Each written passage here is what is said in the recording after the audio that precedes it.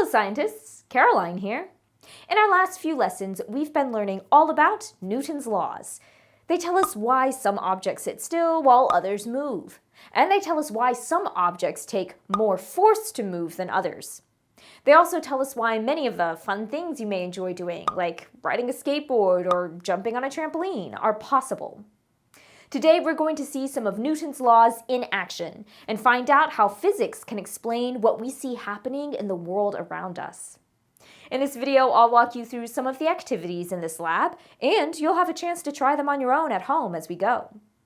Before you continue with this video and lab activity, pause here to read over the safety information, materials, and lab procedure in your interactive lab notes with a parent or guardian. Once you have their permission, double-check that you have all of the materials gathered up. Are you ready, scientists? Let's head over to the lab and get started. As we work through the lab, feel free to pause the video if you need more time to complete a step, or to rewind the video if you need to see one of the steps again. If you're unable to complete the lab at home, no problem. You can watch this video and record the data you observe.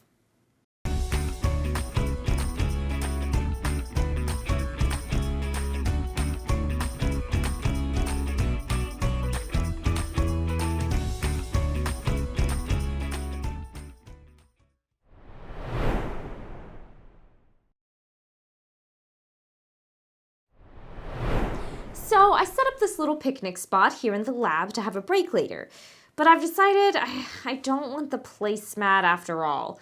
Could I remove it by pulling it out from under my bowls and candle? Newton's first law does say that objects have inertia, which in this case means that objects at rest will stay at rest. So the bowls and candle would naturally want to stay in place as the placemat moves under them, right? But if I pull on the placemat to try to remove it, everything on it gets pulled right along with it. Why is that?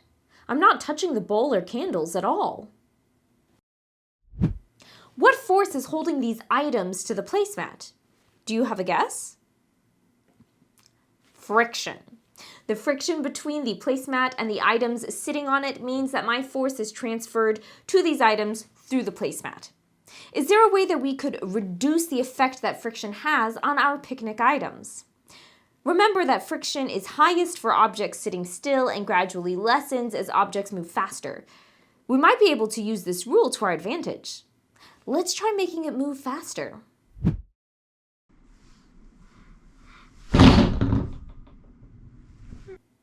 That worked!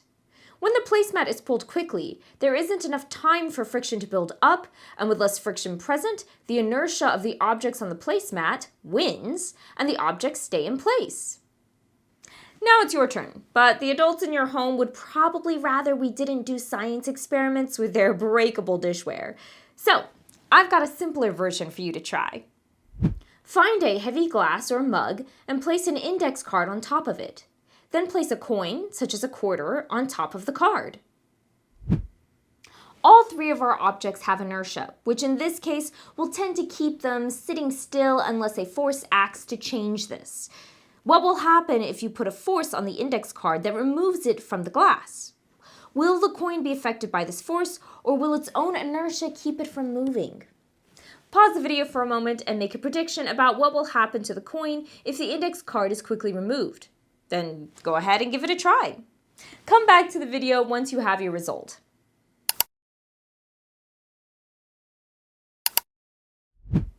What happened?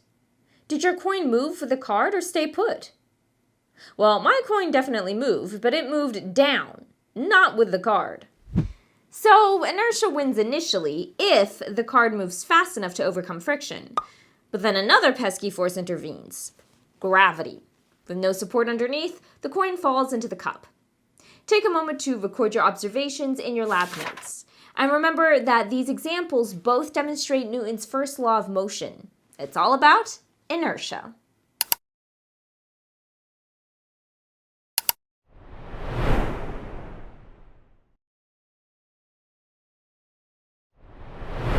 So we saw how Newton's first law applies to objects that are sitting still. They have inertia and really want to keep sitting still if at all possible. But what about objects that are moving? Do they have inertia too? Let's use a toy train car to find out. If I push the train car with a good deal of force, what happens? It moves, of course. How long will it keep moving? We know that the train car's inertia will make it keep moving until a force stops it. That force may simply be friction. Over time, the friction between the wheels and the ground will slow the train car to a stop. But in other cases, the stop may be more sudden, like this. The train car's inertia was disrupted very suddenly in this case. Here's a question to consider, though. What if the train car wasn't empty? What if it was carrying some cargo? Would the sudden disruption to the train car's inertia affect the cargo as well? To simulate this, we'll place a small stuffed bear on the back of the truck. Ready for a ride, bear? Let's give it a try. Grab your toy vehicle, find a place where it can safely be rolled on the ground, and place a book or other object in front of its path to act as a sudden roadblock. Then place a small object, such as a stuffed bear, on top of the vehicle. Pause the video and make a prediction about what will happen to the vehicle's cargo when the train hits the roadblock. Then test your prediction and come back to the video.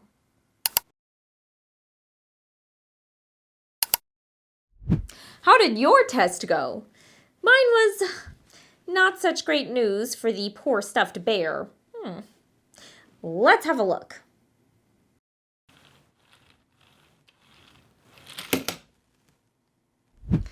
Why did the bear go flying off of the train car? It had inertia. And unlike our examples last time, the bear was moving, so its inertia tried to keep it moving, even if that meant leaving the train car behind. How could we have kept the bear safely on the back of the train car in this collision? I know. Let's give it a seatbelt.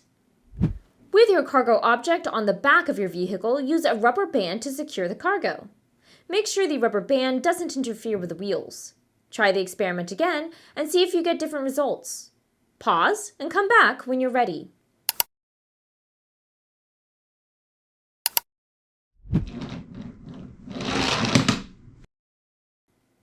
Oh, look! The bear stayed in the train car this time and looks much more content. How did yours do? This modification demonstrates why it's so important to wear a seatbelt anytime you are in a moving car. In the event of a sudden stop or collision, your inertia will try to continue your forward motion, possibly carrying you right out of the car. So always buckle up or risk feeling inertia's wrath. Be sure to record your observations in your lab notes. Remember that Newton's first law is all about inertia, both for objects sitting still and objects on the move.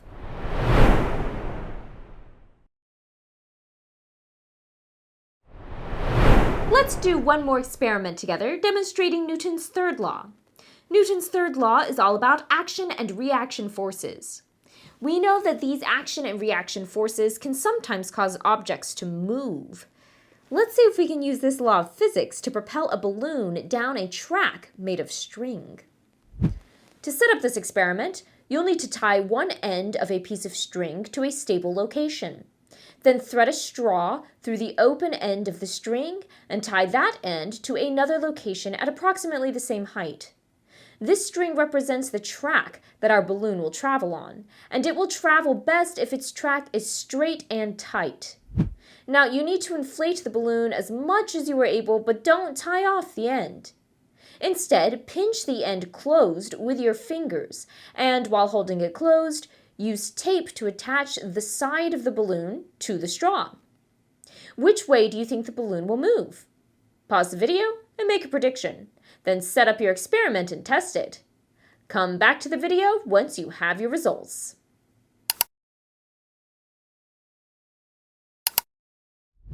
Before we look at what happened to my balloon, let's see if we can identify the action and reaction forces. What provides the initial force that pushes the air out of the balloon?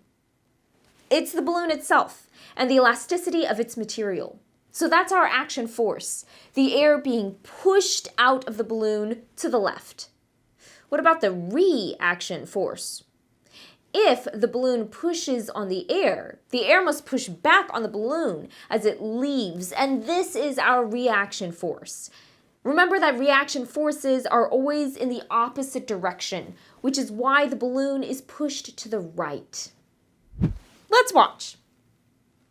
Sure enough, the air pushes my balloon to the right along its track. No train engines required, only basic laws of physics.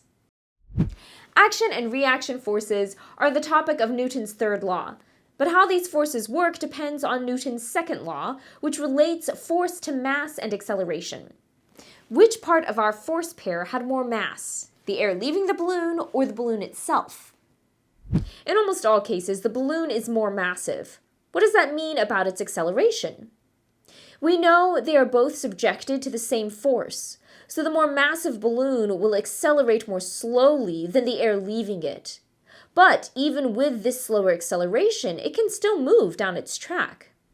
After this video, be sure to find the Newton's second law experiment in your lab notes that you can do on your own.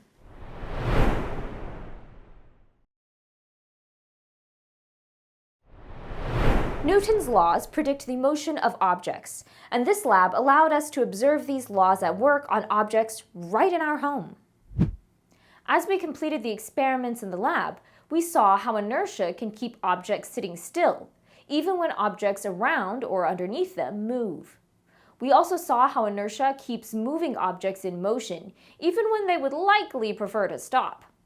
And when forces interact, objects can move seemingly on their own. But it's no magic trick, just the result of force and mass. I hope you've enjoyed demonstrating Newton's laws with me today, and remember that there's still one more experiment for you to complete on your own. I'm Caroline, and remember, life is full of wonders, so keep learning and don't ever stop exploring. Hey, hey.